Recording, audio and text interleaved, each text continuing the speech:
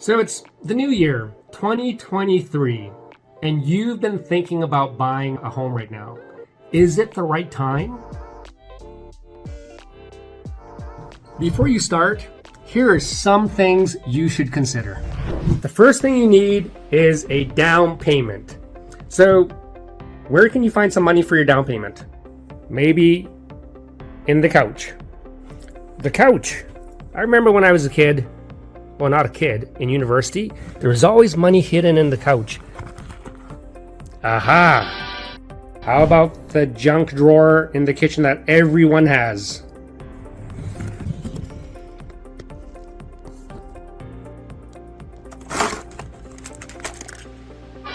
More money? Microwave?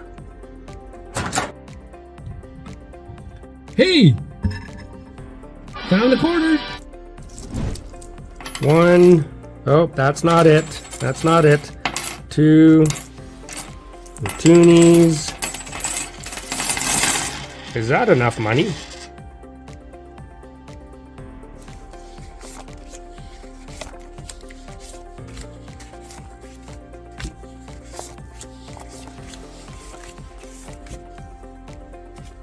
Now that you've got the down payment in place, the next thing that's important is probably, going to the bank or a mortgage broker to figure out the finances and more specifically, what you can qualify up to. So your pre-approval. So you're probably wondering, what is a pre-approval?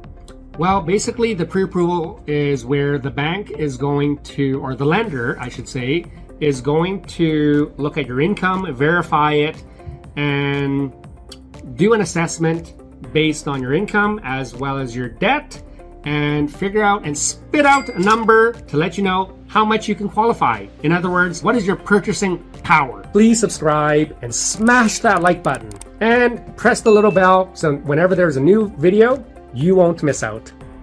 Have interest rates gone up this year? Yes, they have. Compared to last year, I believe that last year, it was hovering kind of around the 2 point something or even lower. This year, we're kind of around that 5.5 interest rate mark. And what does that mean? Well, it means that, number one, let's say you were qualified for, let's say, $450,000 last year based on 2%.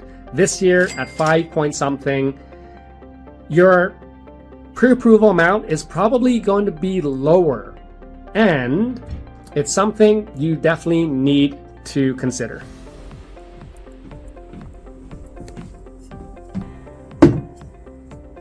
So having a rate around 4.59 or even let's say 5.5%, is it really that high?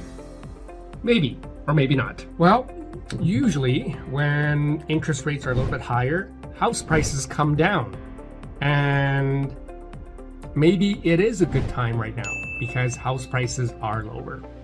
In the contrary, when the interest rates are lower, house prices go up. So it's a catch-22, doesn't it seem like that? One way or another, it evens out.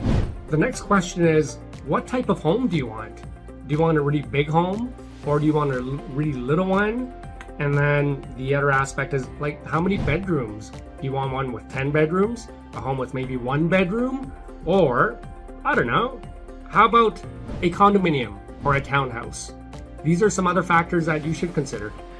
Going back to the mortgage rates, well, is, 4.59 high, 5 point something high? Like, what does that even mean? If you look at the history of mortgage rates, going back about 25 years ago or even longer, I remember when mortgage rates were hovering around 6%, 7%, even as high as 8 or 9%.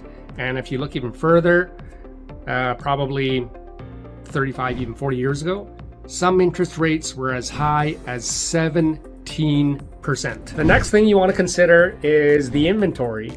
Is there enough inventory out there for you? Which leads me to, how about the demand and supply? So for example, last year when the demand was very, very high and the supply wasn't quite there, it actually drove up the prices. I'll give you an example. Last year, I remember there was this one property that I had on the market, and it was a bungalow. It was on the south side, and we had it priced around $350,000, if I remember correctly, or was it 330? Anyways, somewhere around there, and it was so busy. Every 15 minutes, there was someone viewing the property. I don't remember a property being that popular, having so many people going to see it. And we ended up selling the home for $50,000 over, only because we ended up getting 15 offers. So what that means is there were 15 buyers going after one home. Maybe you want to look at the statistics before you decide.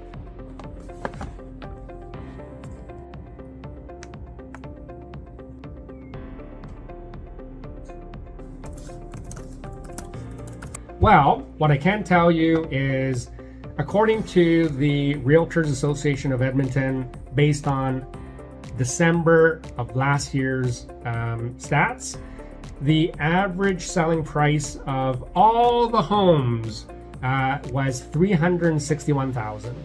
For a single family home, the average price was $457,000. For a condominium, the average price was $207,000. Now, for row houses or duplexes, the average was going for $357,000. And in terms of the number of inventory right now, there's about 5,018 properties on the market. And if you look at the luxury market right now, for single family homes, they were sold for $2.375. For condominiums, it was sold for, the average price was $843,000, and for duplexes and row houses, it was $677,500. Now, if you look at the average days on the market, this year, I'm going to say that single family homes, it was 52 days on the market. Last year, it was 46 days. So this year, it's a little bit longer. For condominiums, last year, it was 70 days. Condos, for last year, it was 65 days.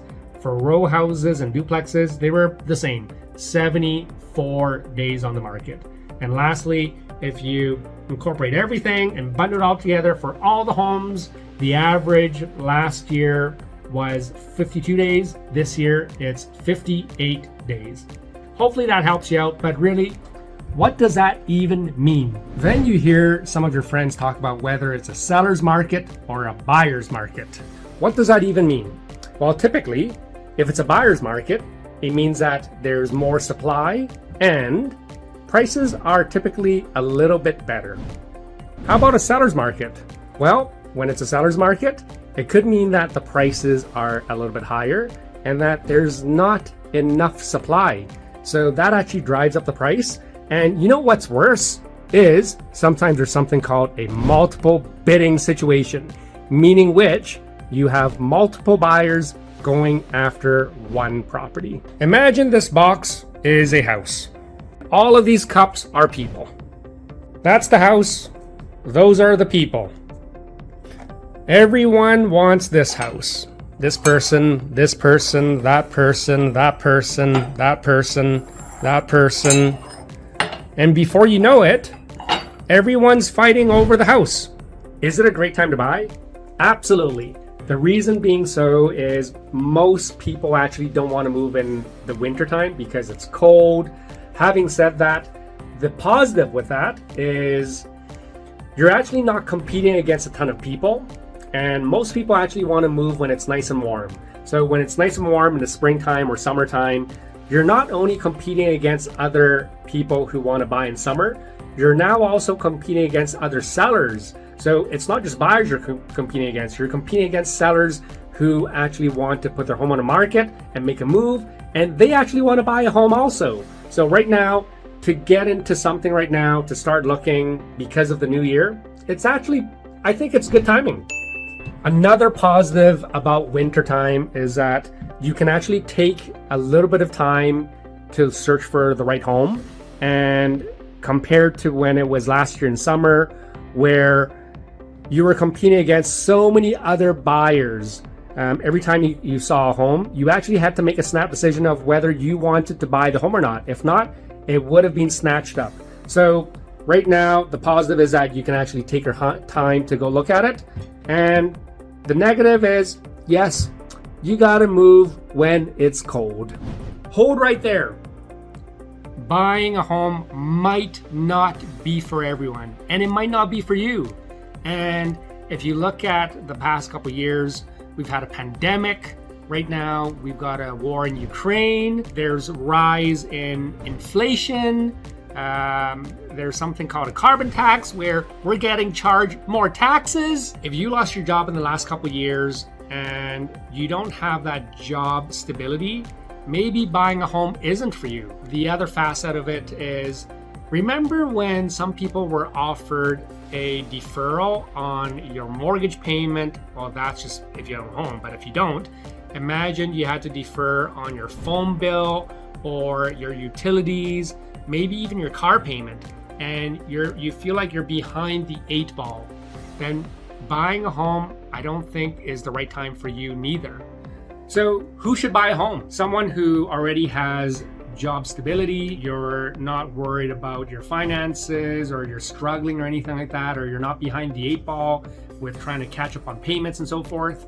Buying a home is absolutely right for you, because if you look at this year, rent has actually gone up. So perhaps buying a home could potentially be, your payment I'm talking about, could be lower than your rent. So for you, buying a home totally makes sense. And the other good thing about buying a home right now is, like I mentioned earlier, you're not actually fighting with other people. You don't have to look at a home and worry about it being in a multiple offer right away. That is unless it's a super good home, it's priced well, and it's still gonna go quick. But compared to last year, you're definitely not rushing to get into a home. You can at least take a little bit of time, and yeah, so go get that home. So to answer your question of whether you should buy a home or not right now, is it the right timing? Yes, absolutely. Keep in mind that this is your decision. It's no one else's decision. Most people want to buy something based on their own needs. This is your own personal reason why you want to get something. And really, it's no one else's business. So if you want to get something, I'm going to say yes, go buy that home that you want. As a bonus, if you're thinking of buying your first home in Edmonton and you want to know everything about it, well, guess what? You're in luck, because I'm actually offering a first-time home buyers webinar, and you can actually sign up right here. Yeah, hope to see you there. If you are wanting to buy a home, I've got so many people that reach out to me from all over the world, and especially Canada, who want to move here. I'd love to help you. So yeah, give me a call anytime. My number's right there. So good luck with your home search. If you make a decision, good on you. And if you want to learn what the costs are associated with buying a home, you should check out my next video right here.